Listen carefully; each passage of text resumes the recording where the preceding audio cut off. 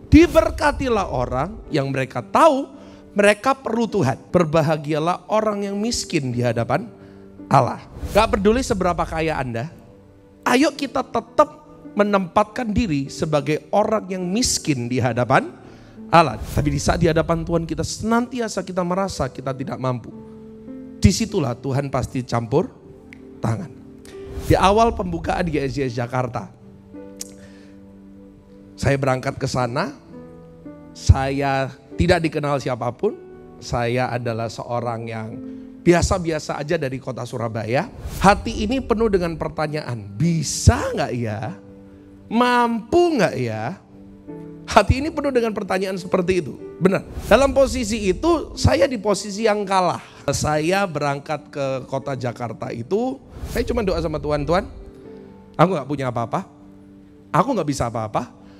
Bahkan aku gak kenal siapa-siapa di kota ini. Saya ngomong sama Tuhan, Tuhan aku gak mampu, aku angkat tangan. Di posisi ini aku adalah orang yang tak berdaya. 1 minggu sebelumnya, uang saya itu saya lupa, sekitar 7 juta.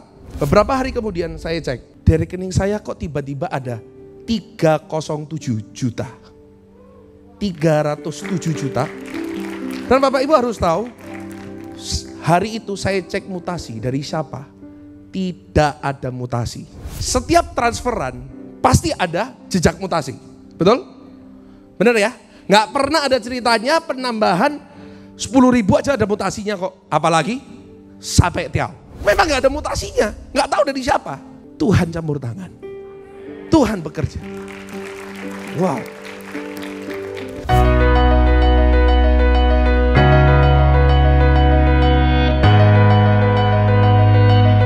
Terima kasih buat segala kebaikan Tuhan. Kami sambut berkat firman Tuhan dengan penuh ucapan syukur. Dalam nama Yesus yang percaya, sama-sama kita mau katakan amin. Kasih tepuk tangan yang paling dahsyat bagi Tuhan kita ya. Wow. Shalom Bapak Ibu Saudara. Lagu yang barusan dinyanyikan, Kami Tetap Percaya, merupakan salah satu lagu yang ada di albumnya GSJS Jakarta First Anniversary. Ya, sebelum saya masuk firman, saya ceritakan sedikit ya latar belakang dari lagu ini. Kenapa kok saya ciptakan lagu ini? Dan ada story apa di balik ini? Pak Bu, firman Tuhan berkata, berbahagialah orang yang miskin di hadapan Allah. Gak peduli seberapa kaya Anda, ayo kita tetap menempatkan diri sebagai orang yang miskin di hadapan Allah. Di dalam Alkitab bahasa Inggris di terjemahan yang keren sekali dikatakan, blessed are those who know they need God. Diberkatilah orang yang mereka tahu mereka perlu Tuhan. Diberkatilah orang yang mereka tahu bahwa mereka bukan siapa-siapa tanpa Tuhan. Kapanpun siapapun kita, yuk sama-sama kita menempatkan diri dalam posisi atau titik nol di hadapan Tuhan. Sebab kalau kita tinggi, kita merasa kita bisa, justru Tuhan gak angkat tangan, gak turun tangan. Justru kalau Tuhan lihat, oh kamu merasa bisa kan? Oke, Dia akan biarkan kita jalan sendirian. Tapi di saat di hadapan Tuhan kita senantiasa kita merasa kita tidak mampu. Disitulah Tuhan pasti campur tangan. Di awal pembukaan di GSJS Jakarta, saya berangkat ke sana, saya tidak dikenal siapapun, saya adalah seorang yang biasa-biasa aja dari kota Surabaya. Jujur terus terang, hati ini penuh dengan ketakutan, hati ini penuh dengan pertanyaan, bisa gak ya? Mampu gak ya? Hati ini penuh dengan pertanyaan seperti itu, benar. Dan dalam posisi itu, saya di posisi yang kalah. Posisi yang titik nol. Dan saya boleh terus terang sama Bapak Ibu Saudara, saya berangkat ke kota Jakarta itu, langsung terus terang aja gak apa-apa ya. Uangnya lagi gak banyak, uang pribadi lagi gak banyak. Apalagi dari hotel Sedayu harus pindah ke Flix Cinema, dari hotel yang cuman lorongnya segini aja, satu row gini. Yang speakernya cuma di sebelah kiri, kalau speaker meledos Bapak Ibu, pulang jemaat sesean, budek sesean. Dari lorong ini ke tempat yang kapasitasnya jauh lebih banyak, otomatis perlu ngisi jauh lebih banyak, harus beli ini, itu jauh lebih banyak. Saya cuma doa sama Tuhan, Tuhan, aku gak punya apa-apa, aku gak bisa apa-apa, bahkan aku gak kenal siapa-siapa di kota ini. Ya. Kecuali beda kalau misalnya saya kenal ini, saya kenal itu, saya kenal ini itu, orang kaya, artis, mungkin bisa bantu saya. Saya gak kenal siapapun, bahkan saya membiasakan diri Bapak Ibu, dari awal saya sudah mandiri. Saya bahkan gak cerita sama orang tua. Ini mungkin mama saya pertama kali dengar cerita ini. Saya ngomong sama Tuhan, Tuhan aku gak mampu, aku angkat tangan. Di posisi ini aku adalah orang yang tak berdaya. Saya cuma doa Tuhan 1 minggu lagi opening dan aku tidak bisa beli apa-apa. 1 minggu lagi opening aku gak bisa beli apa-apa. Tuhan tolong. Ya kalau namanya meskipun pendeta ya dak-dik-dukser itu pasti tetap ada loh Bapak Ibu ya. Jangan kira wah pendeta beres semuanya, enggak. Ini manusia normal seperti Bapak Ibu. Saya cuma doa, Tuhan aku gak berdaya dan aku tahu aku gak bisa. Tolong Tuhan yang campur tangan. Benar. 1 minggu sebelumnya uang saya itu saya lupa sekitar ada 10 juta. Ada. Sekitar segituan lah. 7 juta istri saya yang tahu. Saya nunjukin dulu ini mantan pacar saya ini. Ya, 7 juta. Lalu saya cuma doa sama Tuhan. Beberapa hari kemudian saya cek. Dari rekening saya kok tiba-tiba ada 307 juta. 307 juta. Dan Bapak Ibu harus tahu, hari itu saya cek mutasi dari siapa? Tidak ada mutasi. Halo, ada orang bank di sini? Setiap transferan pasti ada jejak mutasi. Betul? Benar ya? Nggak pernah ada ceritanya penambahan 10.000 aja ada mutasinya kok. Apalagi sampai tiap 300 juta. Jadi 300 juta sampai nggak tahu mama saya pernah saya telepon, "Mah, ini dari mama dah 300 juta." Enggak. Memang nggak ada mutasinya. Nggak tahu dari siapa. Tuhan campur tangan. Tuhan bekerja. Wow.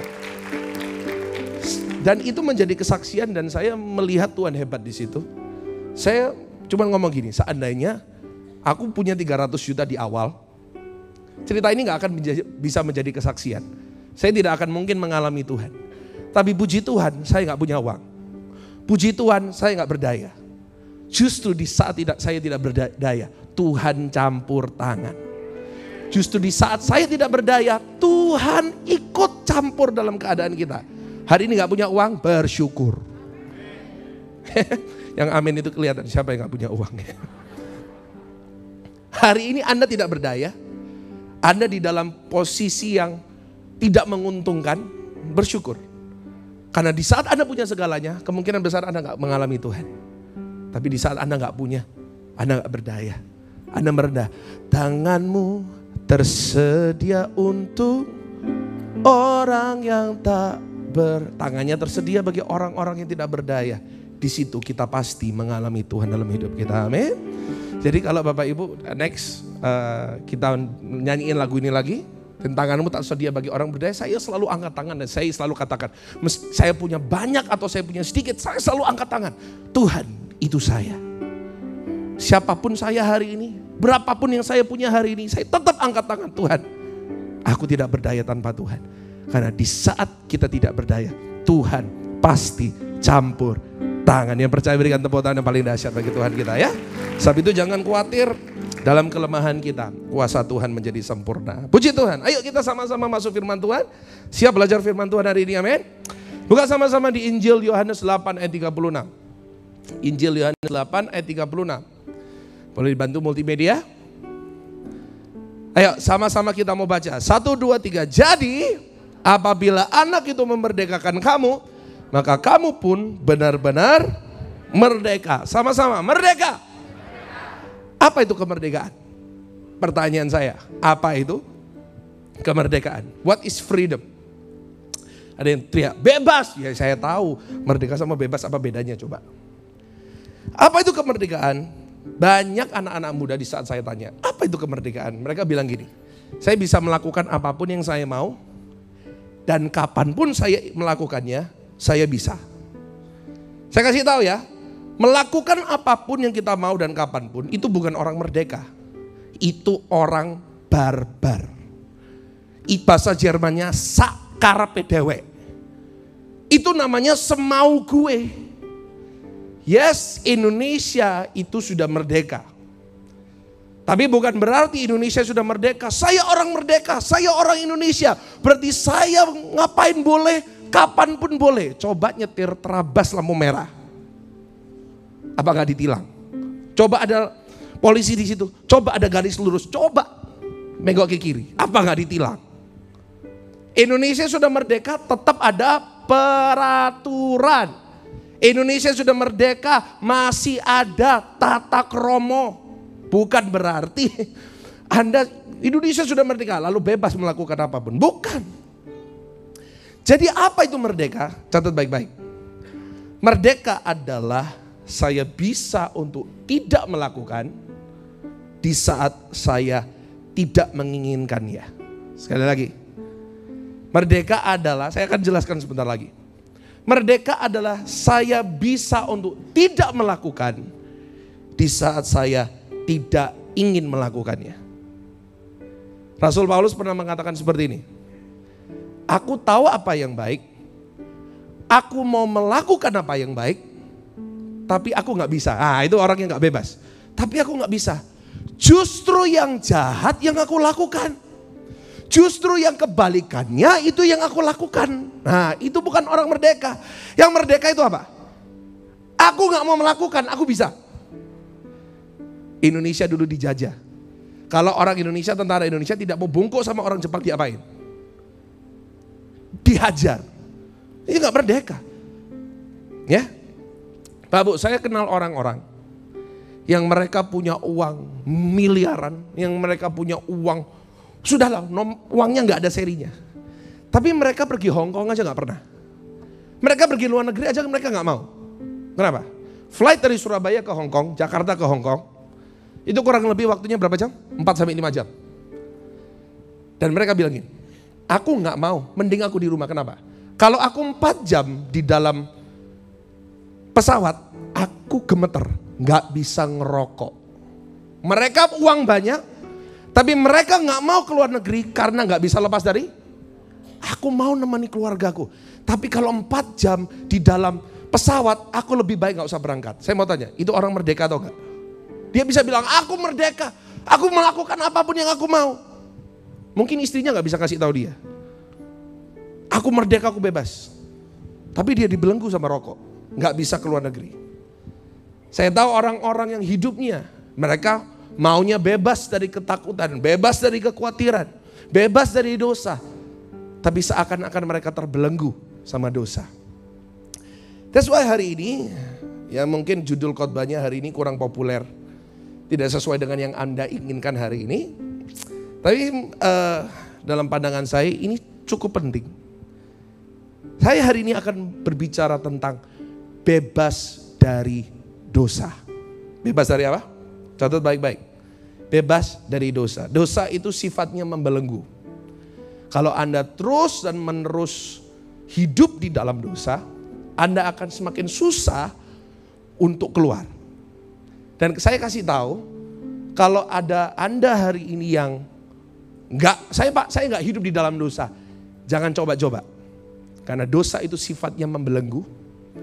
Lebih baik Anda tidak kecemplung dulu daripada Anda sudah kecemplung baru Anda ingin merdeka, ya. Ngomong sama kiri kan saudara, kita hari ini bebas dari dosa.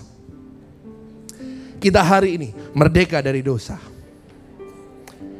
Ada 3 poin yang saya ingin bahas hari ini, tapi kalau nggak cukup waktu, 2 poin saja cukup. 3 poin, bagaimana kita mau bebas atau merdeka dari dosa. Buka sama-sama dengan saya Kejadian 39 ayat yang ke-7 sampai yang ke-12. Kejadian 39 ayat yang ke-7 sampai yang ke-12. Yuk sama-sama baca dengan suara keras. 1, 2, 3, selang. Beberapa waktu istri tuannya memandang Yusuf dengan berahi, lalu katanya, marilah tidur dengan aku. Skip ayat yang ke-10. Langsung lanjut ayat ke-10. Walaupun dari hari ke hari perempuan itu membujuk Yusuf, Yusuf tidak mendengarkan bujukannya itu untuk tidur di sisinya dan bersetubuh dengan hati-hati ya, zaman sekarang bukan cuma laki yang penggoda, ternyata tante girang banyak. Ya, yang datang sama suaminya ngomong, hati-hati Pak, tante girang berkeliaran di mana-mana. Ayat 11. Pada suatu hari masuklah Yusuf ke dalam rumah untuk melakukan pekerjaannya. Sedang dari seisi rumah itu seorang pun tidak ada di rumah. Lalu perempuan itu memegang baju Yusuf sambil berkata, marilah tidur dengan aku. Perhatikan kalimat ini, baca sama-sama dengan suara keras. 1, 2, 3. Tetapi Yusuf meninggalkan bajunya di tangan perempuan itu dan belum semuanya, dan lari keluar. Di saat Yusuf diperhadapkan sama dosa, sama tante girang, dia digoda sama tante Poti. Jangan bayangkan tante Poti itu tante yang besar. Hai Yusuf, ayo tidur dengan aku. Bukan.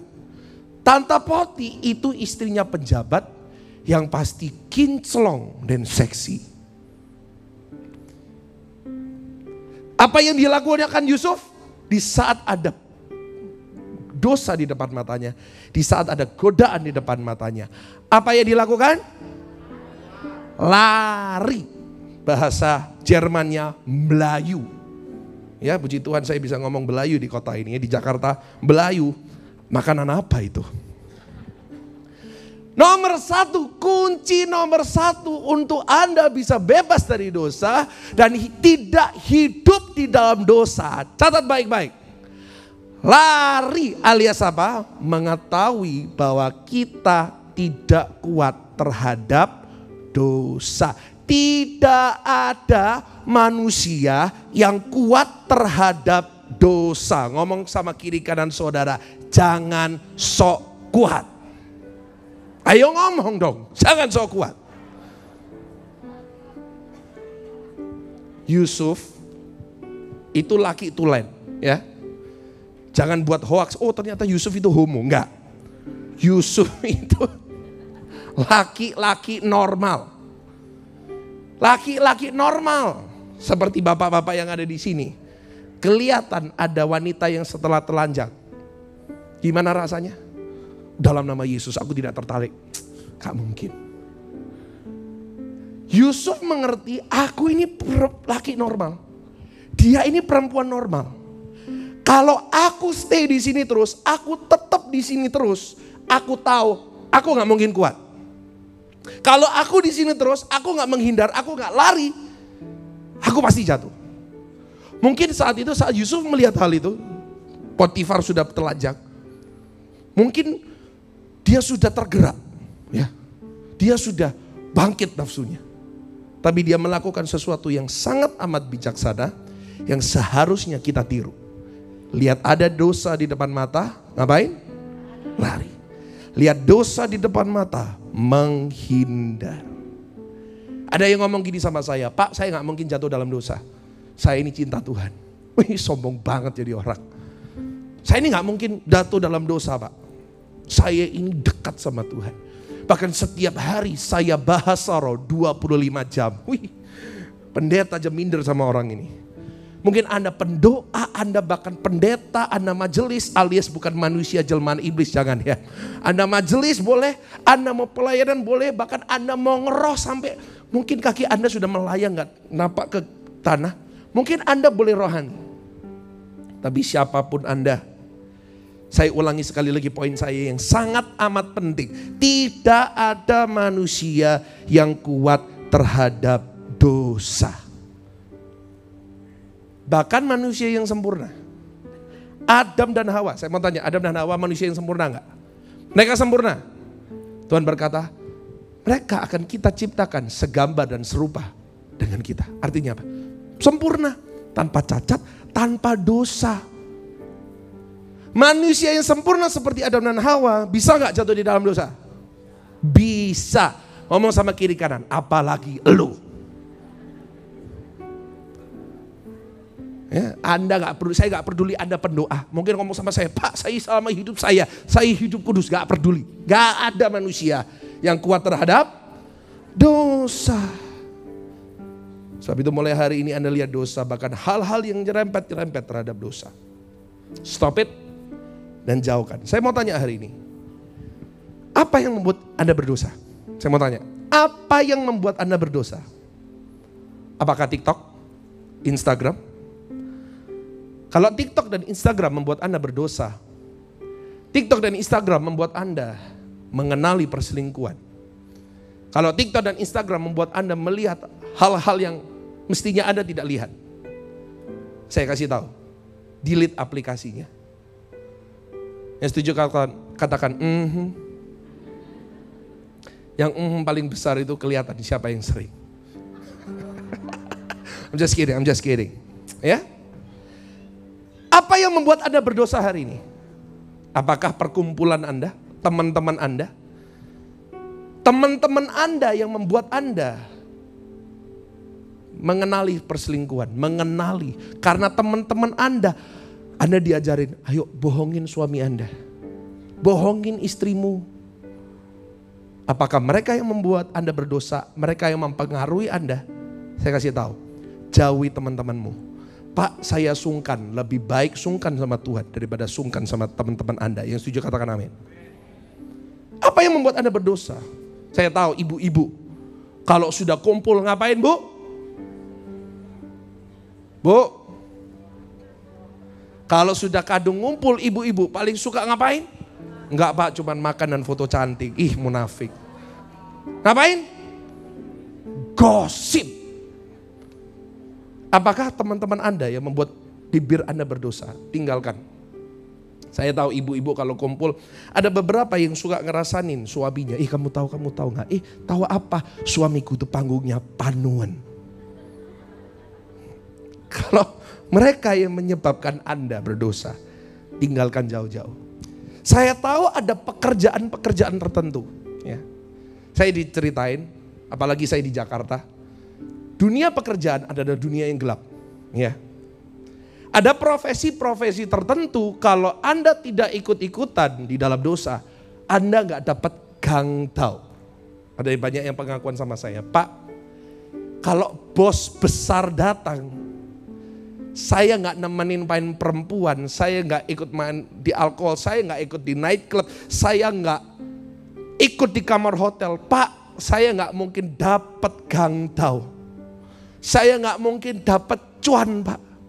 Kalau saya tidak mengikuti semua dosa yang diperbuat sama atasan saya gak dapat promosi Pak. Saya dikira sok suci Pak. Apakah pekerjaan Anda yang menuntut Anda yang seperti itu? Saya kasih tahu, tinggalkan pekerjaan itu. Tuhan bisa pelihara Anda dengan cara yang lebih ajaib, dengan cara yang lebih mulia, yang lebih baik daripada pekerjaan itu. Yang setuju katakan yes. Amin. Tinggalkan jauh-jauh pekerjaan itu yang membuat Anda berdosa. Kita buka Matius 4 ayat ketiga. Matius 4 ayat ketiga. Yuk. Ini adalah perikop ini, nanti Bapak Ibu tolong baca sendiri seutuhnya di rumah. Matius 4. Matius 4 menceritakan bagaimana setan berusaha untuk menjatuhkan Yesus di dalam dosa. Dan ini adalah kalimat pertama. Baca sama-sama. Lalu datanglah si pencoba itu dan berkata kepadanya, jika engkau anak Allah, perintahkanlah batu-batu ini menjadi roti. Godaan pertama, first comment dari iblis ke Tuhan Yesus. Dia berkata apa? Jadikanlah batu ini jadi roti. Saya mau tanya, menjadikan batu ke roti, ada salahnya enggak? Ada dosanya enggak? Salah enggak? Enggak ya? Saya kasih tahu ya. Mengubah batu jadi roti, tidak ada yang salah. Tidak dosa. Yesus aja bisa mengubah air jadi anggur kok. Apa susahnya? Batu jadi? That's nothing wrong. Di dalam hukum Taurat enggak ada. Jangan kamu mengubah batu jadi roti, enggak ada. That's perfectly fine. Saya doa sama Tuhan, Tuhan kalau ini gak dosa, kenapa kok iblis yang menyuruh Yesus mengubah batu jadi roti? Ternyata itu jawabannya. Iblis selalu mulai dari sesuatu yang nggak apa-apa. Klik. Nah itu. Iblis selalu mulai dari sesuatu yang apa? Nggak apa-apa. It's okay. Tidak ada yang salah. Justru itu strategi iblis. Iblis gak mungkin, gini ya. Kodok kalau dimasukin air yang mendidih, apa yang dia lakukan? Dia akan lompat keluar. Tapi kodok, coba masukkan ke air yang dingin. Air yang biasa-biasa. Dia nyaman di situ, dia gak gerak. Iblis akan tutup dari atas, dikunci, dinyalakan apinya dari bawah. Selesai hidupnya. Iblis selalu mulai dari sesuatu yang gak apa-apa. Ada orang yang tanya sama saya, Pak, boleh gak saya mengantar pulang teman saya yang lawan jenis? Boleh gak? Saya kasih tahu, kalau Anda jomblo harus. Saya mau tanya, siapa yang jomblo angkat tangan? Jomblo angkat tangan, coba angkat tangan. Lihat kiri kanan, siapa tahu dapat tender. Kalau Anda jomblo nggak masalah. Silakan pulang antar lawan jenis. It's okay. Tapi gini, kalau Anda sudah punya suami atau sudah punya istri, Anda berduaan di dalam mobil, itu masalah yang besar. Loh Pak, aku di dalam mobil nggak ngapa-ngapain. Kita nggak pegangan tangan. Kita gak rangkul-rangkulan, gak ada hubungan cinta, gak ada cium-ciuman, gak ada hubungan badan, gak ada apa-apa. Just friends. Cuman teman. Pernah dengar istilah cuman teman? Pernah gak? Pernah. Saya kan cuman teman sama dia. Gak apa-apa. Memang gak berbuat dosa. Cuman nganterin, ngedrop, selesai. Tapi coba Anda teruskan 3 bulan, 6 bulan. Apakah tetap seperti itu? Cuman ngedrop, pulang, selesai. Jangan lupa bintang 5-nya ya. Apakah seperti itu? Gitu? Coba lakukan 3 bulan, 6 bulan. Pasti mulai perbincangan. Apalagi kalau salah satu keluarganya lagi gak harmonis. Pasti mulai perbincangan. Kamu tahu gak? Suamiku itu pelit. Oh iya, istriku juga cerewet seperti radio rusak. Lalu mulai curhat. Dari curhat, jadi apa? Timbul benih cinta. Timbul niat-niat untuk berselingkuh. Sebab itu Bapak Ibu Saudara, kasih tahu ya, Bapak-bapak, kalau mulai hari ini, ada yang minta Anda anterin pulang. Pak, dengerin. Minta anterin pulang ya, apalagi wanitanya wanita yang cantik Pak. Apalagi yang cantik, necis-necis itu. Ngomong gini, oke, tak pesenin Grab. Tak pesenin Gojek. Ya, kalau Gojek lihat ini tolong sponsor saya, tolong endorse saya. Pesenin apa Pak? Grab, Gojek. Bu, demikian juga sama ibu-ibu. Kalau tahu Anda punya suami, apalagi dia punya istri, jangan mau ikut dianterin pulang. Kenapa? Itu membuka celah. Itu buka apa? Memang gak apa-apa just friends, tetapi akan berujung terhadap dosa. Ada yang tanya sama saya, Pak, apa salahnya saya chatting sama istri atau suami orang? Kan cuman temen. Just friends. Pernah mengalami seperti itu? Suami itu istrinya chatting sama temennya. Gini ya, saya kasih tahu ya. Pak, kalau cuman chatting seperlunya gak apa-apa. Masalah gereja, masalah pelayanan, masalah pekerjaan, gak apa-apa. Tapi secukupnya. Sudah selesai belum proyeknya? Sudah selesai. Sudah selesai belum tugasnya? Belum. Saya usahakan besok selesai. End of story. Tidak perlu dikasih embel-embel, sudah makan belum? Kamu lagi di mana? Oh, saya lagi di GSJS doa malam yang melayani Pastor Andrew. Sherlock dong, saya mau ke sana. Najis.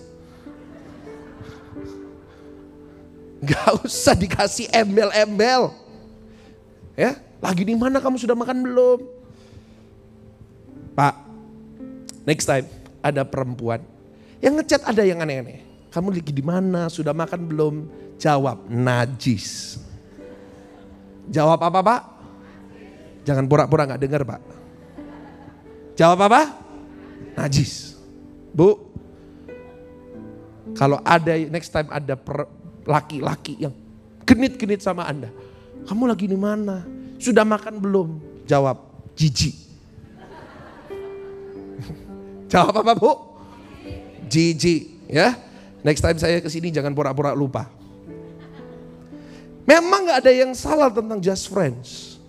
Tetapi just friends akan berujung kepada perselingkuhan. Ya, perempuan dan laki-laki tidak bisa jadi sahabat. Pasti salah satunya baper. Ada yang tanya gini juga sama saya. Pak, boleh gak reuni? Reuni boleh gak? Reuni boleh? Boleh ya, gak ada yang salah tentang reuni. Tapi ada beberapa reuni yang gila. Reuni tapi tidak boleh mengajak istri atau suami. Gila itu namanya. Ya, kalau ada reuni seperti itu jangan mau ikut. Kenapa? Oh, kan gak apa-apa. Kan cuma kumpul sama teman-teman. Lalu di dalam reuni itu kumpullah bersama mantan kekasih. Ketemulah sama mantan gebetan. Lalu di situ gimana kabarmu? Oh, kabarku baik. Lalu curhatan. Lama-lama CLBK. Tahu CLBK? Cinta lama belum kelar. Kacau lah sudah. Kalau konseling pernikahan, saya selalu katakan, setan itu tidak perlu pintu yang terbuka lebar untuk menghancurkan Anda. Setan itu hanya butuh apa? Celah. Setan itu hanya butuh celah dikit, selesai. Sin always starts small. Dosa pertama yang masuk ke muka bumi, dosa apa? Dosa pembunuhan. Dosa yang pertama yang masuk muka bumi loh, dosa apa? Perselingkuhan. Ada mau selingkuh sama siapa? Sama monyet. Dosa yang pertama yang masuk dalam dunia apa? Makan, jekfan ini loh, lambe ini loh. Ya, tidak ada orang yang langsung jadi jahat. Nggak ada orang yang tiba-tiba langsung berniat membunuh orang, nggak pernah. Dimulai dari benci.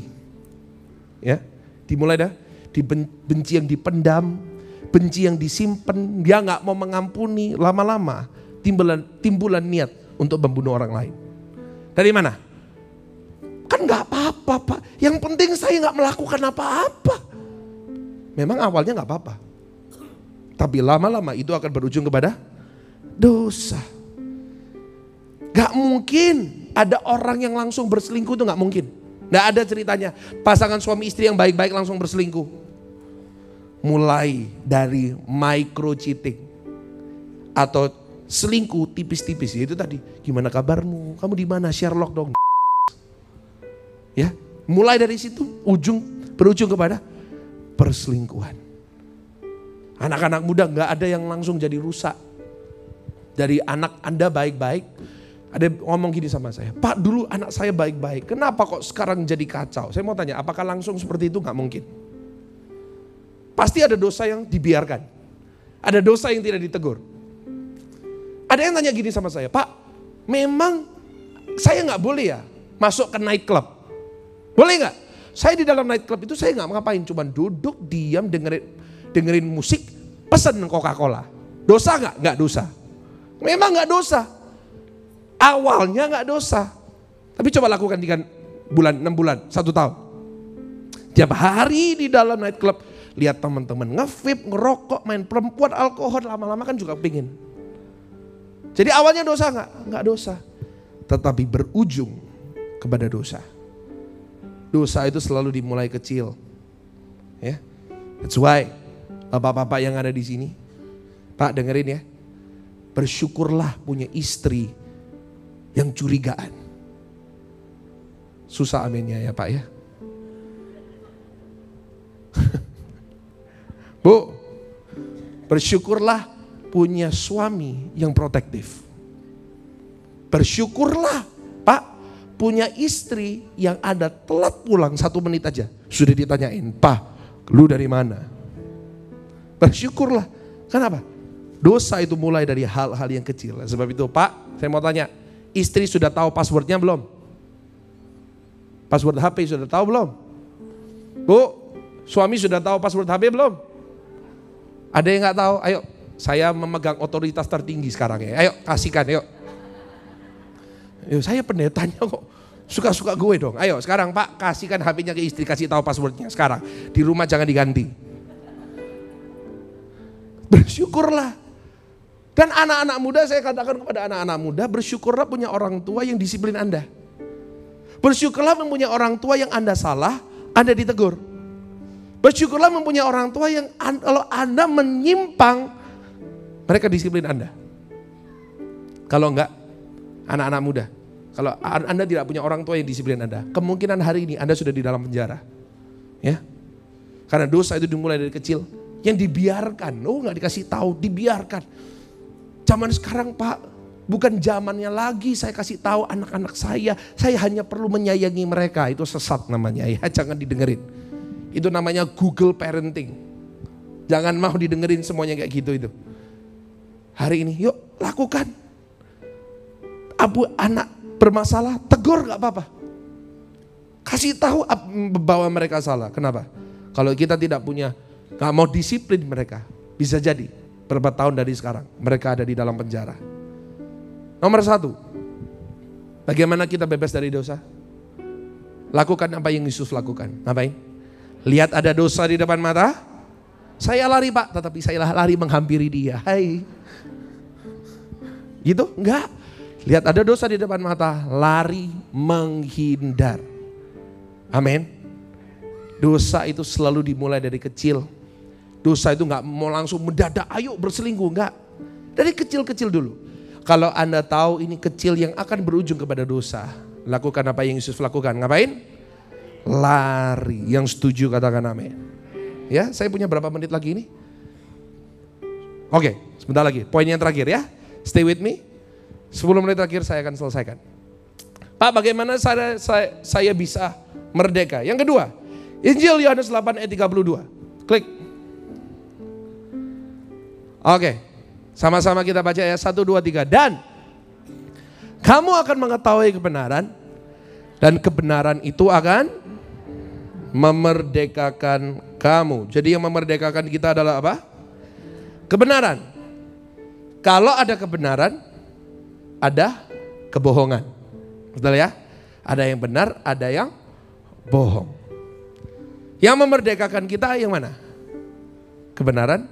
Oke, kita akan bahas dua ini secara singkat. Apa kebenaran dan mana yang bohong? Kita bahas yang benar dulu. 1 Yohanes 5 ayat ketiga. Baca sama-sama. Ya, saya akan terangkan ini pelan-pelan ya. Semoga Anda masih kuat. Ayo sama-sama. 1, 2, 3. Sebab inilah kasih kepada Allah, yaitu bahwa kita menuruti perintah-perintahnya. Perintah-perintahnya itu tidak berat. Dikatakan inilah kasih kepada Allah. Tanda kita mencintai Allah yaitu apa? Kita menuruti perintah-perintahnya. Pak, masalahnya bukan di perintah-perintahnya. Jelas dikatakan perintahnya itu gak berat. Masalahnya kemungkinan saya kurang mengasihi Tuhan. Saya tidak mencintai Tuhan. Ada banyak orang yang tanya kepada saya, Pak, bagaimana saya bisa mencintai Tuhan lebih lagi? Sampai dalam tahap saya memenuruti semua perintah Tuhan. Ada yang pernah bertanya seperti itu? How do I love God more? Bagaimana saya bisa lebih lagi mencintai Tuhan? Sederhana. Yesus pernah berkata, buka Injil Lukas 7 ayat 40 sampai 43. Injil Lukas 7 ayat 40 sampai 43. Yuk.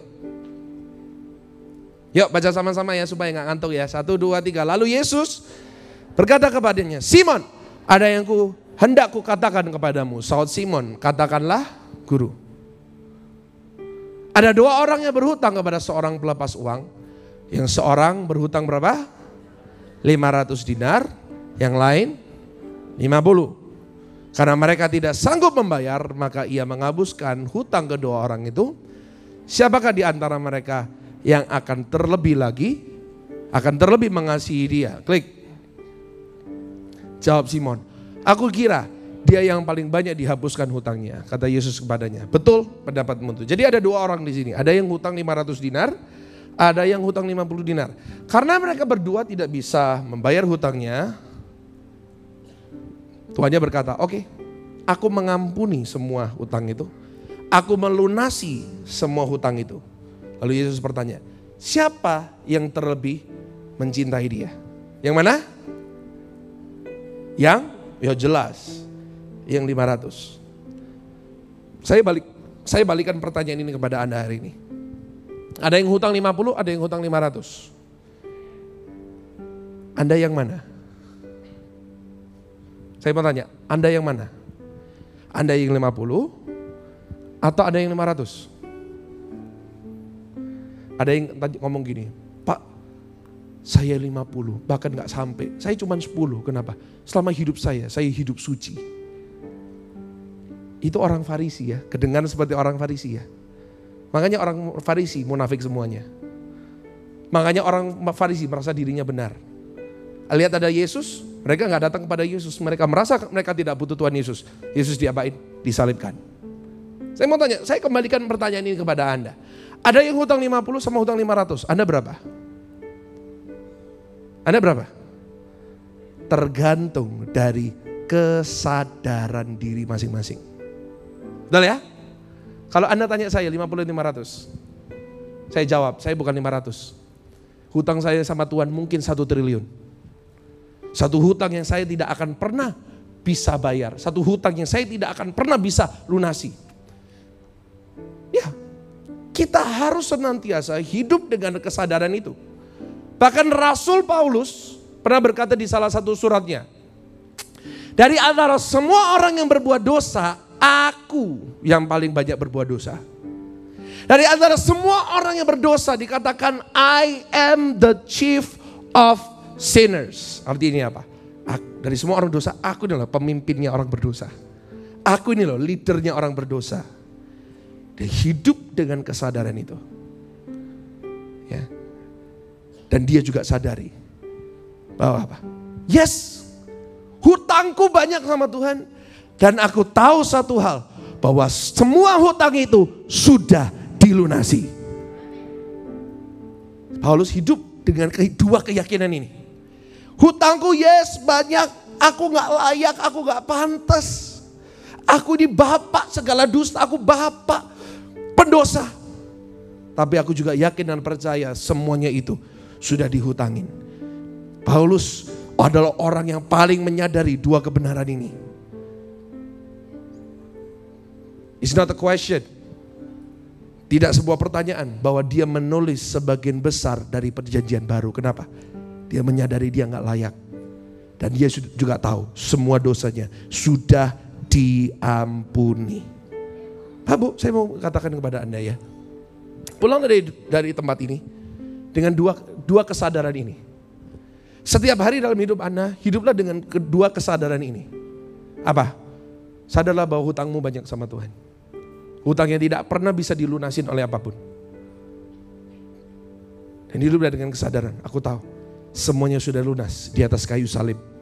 Yesus mencintai saya, Dia mengampuni saya, Dia mengangkatku sebagai anak. Yang setuju katakan yes. Kasih tepuk tangan buat Tuhan kita. Ya? Kalau Anda hutangnya banyak dan saya membereskan semua hutangnya Anda, semakin banyak hutang Anda akan semakin banyak mencintai saya. Ya, I can go on for days talking about this. Ya, saya gak punya waktu. Jadi kebenaran yang memerdekakan kita apa? Tapi ada kebohongan yang tidak memerdekakan kita. Ya, jadi kebenaran yang memerdekakan apa? Saat kita tahu hutang kita sudah banyak, kita akan lebih lagi mencintai Tuhan. Dan di saat kita mencintai Tuhan, kita akan lebih gampang untuk melakukan perintahnya Tuhan. Tapi ada kebohongan yang membuat kebenaran itu tidak berlaku atas hidup kita. Apa? Siapa bapak segala dusta? Siapa bapak segala dusta? Firman Tuhan berkata, iblis adalah bapak segala dusta. Silakan pemain musik WL Singers untuk maju kembali, saya akan tutup dengan ini. Kembali ke Matius 4. Nanti tolong Bapak Ibu baca sendiri di rumah Matius 4. Ayo Matius 4 ayat ketiga, klik. Oh jangan ditampilin dulu dong. Ayo Matius 4 ayat ketiga. Yuk. Lalu datanglah si pencoba itu dan berkata kepadanya, jika engkau anak Allah, perintahkanlah supaya batu-batu ini menjadi. Kalau Bapak Ibu nanti baca, 3 kali di sana disebut jika engkau anak Allah. 3 kali iblis berkata bahwa kepada Yesus, jika engkau anak Allah. Tapi ada satu kata yang dihilangkan sama setan. Kita mundur beberapa ayat. Matius 3 ayat 17. Klik. Matius 3 ayat yang ke-17. Lalu terdengarlah suara dari surga yang mengatakan, Bapa di surga mengatakan terang-terangan di semuanya orang. Dikatakan apa? Inilah anakku yang kukasihi, kepadanya lah aku Ada satu kata yang dihilangkan di situ, yaitu yang kukasihi atau beloved. Kata apa? Yang dihilangkan sama setan? Yang kukasihi, beloved. Ini strateginya iblis untuk jatuhkan hidup kita. Apa? Dia berusaha untuk membuat kita lupa bahwa Tuhan sudah mengampuni kita. Dia berusaha untuk membuat kita lupa kebenaran. Hutangmu banyak. Dan semuanya sudah lunas. Yang iblis cancel apa? Hutangku banyak terus. Tapi belum selesai. Hutangku banyak. Tapi Tuhan belum lunasi. Tuhan masih marah sama aku. Tuhan masih benci sama aku. Makanya hidup kita stres. Makanya kita tidak bisa mencintai Tuhan. Karena kita belum menerima yang terbaik dari Tuhan. Ngerti ya sampai sini ya? Itu kebohongan iblis. Dan inilah sumber kekalahan kita. Setan akan membuat kita lupa akan anugerah Tuhan. Setan akan membuat kita lupa sama pengampunan Tuhan. Dan setan akan selalu berusaha untuk membuat kita ingat, kamu bukan orang yang dicintai. Kamu bukan anak Bapa. 1 Petrus 5 ayat 8. 1 Petrus 5 ayat 8. Dikatakan apa? Sadarlah dan berjaga-jagalah, lawanmu si iblis berjalan keliling seperti singa yang apa? Mengaum-ngaum dan mencari orang yang dapat ditelannya. Firman Tuhan berkata bahwa iblis itu seperti apa? Singa yang mengaum-ngaum. Pertanyaan saya, kenapa kok Alkitab menulis singa yang mengaum? Why? Always let the Bible translate the Bible. Selalu biarkan Alkitab yang menerjemahkan Alkitab. Kenapa kok Rasul Paulus menggunakan singa di sini? Amsal 19 ayat 12. Klik. Kemarahan raja adalah seperti apa? Ayo baca sekali lagi. Kemarahan raja adalah seperti apa? Jadi iblis berjalan keliling seperti apa? Tuhan itu marah sama kamu. Tuhan itu benci sama kamu. Tuhan itu belum mengampuni kamu. Kamu bukan orang yang baik. Kamu bukan orang yang layak. Kamu bukan orang pantas. Dia selalu menghantui kita dengan pemikiran-pemikiran dan kata-kata seperti itu. Memang kamu berdoa hari ini, kamu munafik. Kamu gak ingat ya kemarin habis ngapain? Lalu kita tambah menjauh dari Tuhan. Betul? Kamu memang pelayanan, kamu datang ke gereja. Kamu berselingkuh datang ke gereja, kamu munafik. Karena kita mempercayai bohongan itu. Kita mempercayai kata-kata itu. Akhirnya kita bilang, ya memang benar aku munafik. Lebih baik aku gak usah datang ke gereja. Orang yang tahu dia berdosa, dia semakin jauh dari Tuhan. Hasilnya apa? Orang yang rusak semakin jauh dari Tuhan, hasilnya apa? Semakin rusak. Dan iblis dari bawah dia berkata, yes, aku sukses. Kebenarannya apa? Kalau Anda tahu Anda berdosa, Anda rusak. Justru di situ Anda butuh Tuhan. Setuju dengan saya, katakan amin. Bapak di surga melihat anaknya. Siapa di sini punya bayi? Balita. Balita jalan, lalu dia jatuh. Apakah bapaknya orang tua yang normal? Kapok kamu. Gitu? Ya kecuali kalau orang tuanya ODGJ, itu lain cerita lagi. Kalau orang tua yang normal, anaknya jatuh, diapain? Dipegang semakin erat. Demikian Bapak kita di surga. Kita punya Bapak yang sangat-sangat mengasihi kita, yang tidak pernah meninggalkan kita. Tahu apa bedanya agama sama Tuhan Yesus? Apa bedanya agama sama Tuhan Yesus? Agama berkata seperti ini. Aku salah, aku gak mau sampai bapakku tahu. Kalau bapakku tahu, selesai hidupku. Mati aku. Aku akan dihajar. Aku akan dihukum. Tapi dalam Tuhan Yesus beda. Aku salah. Aku banyak salah, aku banyak dosa. Aku mau memastikan bapakku tahu. I have to let my father know. Kenapa? Tuhanku, Bapakku, satu-satunya yang bisa memulihkan aku. Satu-satunya yang bisa mengangkat aku. Gak ada orang yang bisa membantu aku. I cannot help myself. Aku tidak bisa membantu diriku sendiri. Cuman Bapakku yang bisa membantu aku. Itu yang benar, itu kebenarannya. Tapi terus terang, kita lebih banyak percaya yang benar atau yang bohong? Lebih banyak percaya yang benar atau bohong? Banyak kita lebih percaya yang bohong. Banyak orang di luar sana tidak datang ke gereja. Kebanyakan dari mereka saya tanya, kenapa kok lama gak ke gereja? Aku merasa gak pantas. Siapa yang bilang? Gak tahu, saya merasa aja. Itu iblis, itu setan. Dia berjalan keliling seperti singa yang apa? Padahal kebenarannya mengatakan, hutang kita memang banyak, tapi semuanya sudah lunas. So come freely. Datanglah dengan kepada tata kasih karunia dengan penuh keberanian. Dia menerima Anda, Dia mengampuni Anda. Amin. Siapa di sini yang percaya kita punya Bapa yang baik? Amin. Bapakku yang baik. Ayo datang kepada Tuhan. Bangkit berdiri sama-sama. Sangat puji